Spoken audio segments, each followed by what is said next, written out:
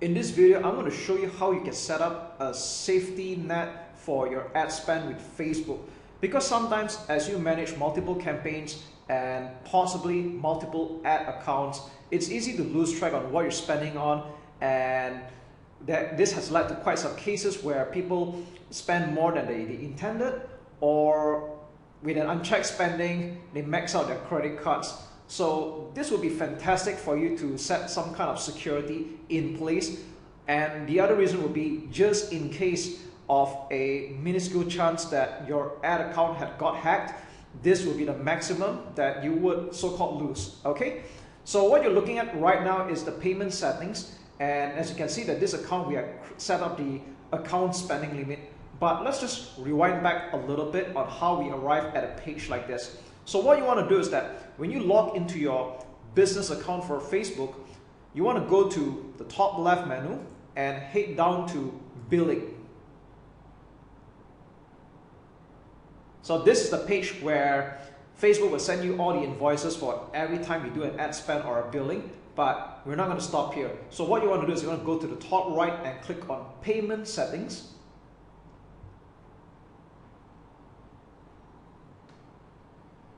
And we'll arrive at this familiar page.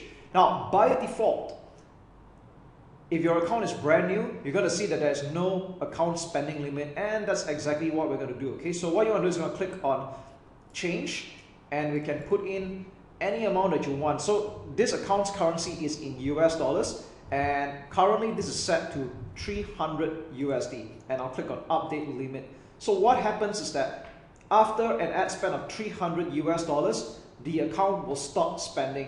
And for me to continue spending, I would either A, click on the reset button, which is what I should be doing anyway. All right, I'll click on reset, and I'm going to confirm that. And this allows me to continue spending with the ad account again, or I can also click on change and increase it to a higher limit, let's say 500 US dollars. So this is totally up to you. There's no so-called magic number. But as a rule of thumb, you don't want to put such a low amount, such as like $10 or $20. Otherwise, you have to keep coming back here and reset the ad spend at $5 to $10 or $20 for that matter. So you want to set up something a little bit higher, like a few $100s for beginners. And if you're spending a lot by the day, then obviously you want to increase your ad account spending limit. So that's really all there is to it. And if you want to remove this limit for whatever the reason, you can click on remove. And we're back to the default. So with that said, I'm just going to change this back to $300 because that was the intended spending limit for this account. And there we go. We have just set up a security net in place for your ad spend with your credit card or debit card for the matter. Spy tools are now a thing of the past because even within Facebook itself, you can already start spying on any active advertisements that pages are running. And this has been the case since 2018, where Facebook, in an act of trying to be more transparent and of course to adjust with their Privacy Act, they start to allow anyone with a curious mind, and provided you know where to look at, to start viewing active advertisements that are being run by that page. So at this point, I've just opened up two particular examples, and I want to show you how you can spy on any Facebook pages that might or might not be running any advertisements. So for the purpose of this particular example, I'm going to show you Gary Vaynerchuk's FB page. And yes, he's the one of the top social media advocates and moguls. And in every Facebook page that you check out, right, you can always go to this part called the page transparency. And by the way, you can also view this in mobile. All right, you want to check out the page transparency, click on see more. And again, I'm not saying that what I'm teaching you is a very rocket science kind of thing. If you know where to look for this kind of information, it's pretty much right there, okay? And what we're seeing here right now is that you want to pay attention to this at the bottom, ads from this page.